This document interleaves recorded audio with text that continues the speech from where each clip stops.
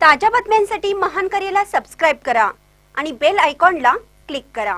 उगार खुर्द येथे MM मोहम्मदिया मुस्लिम फाउंडेशनचं उद्घाटन।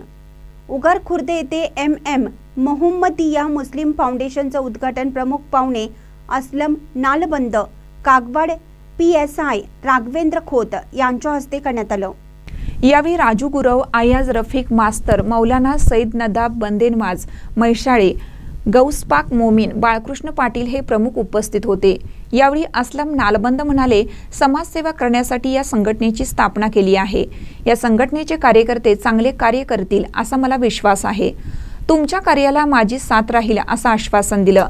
PSI Raghavendra Khot म्हणाले, समाजकार्य करणारी संघटना निर्माण होणे गरजेचं असल्याचं त्यांनी सांगितलं।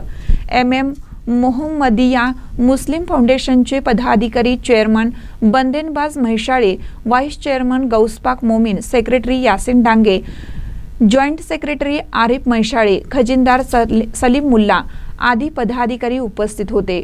उर्दू शाळेच्या विद्यार्थ्यांचा कार्यक्रम घेण्यात आला। महानकर न्यूजसाठी प्रभाकर गोंधळी, उगार खुर्द।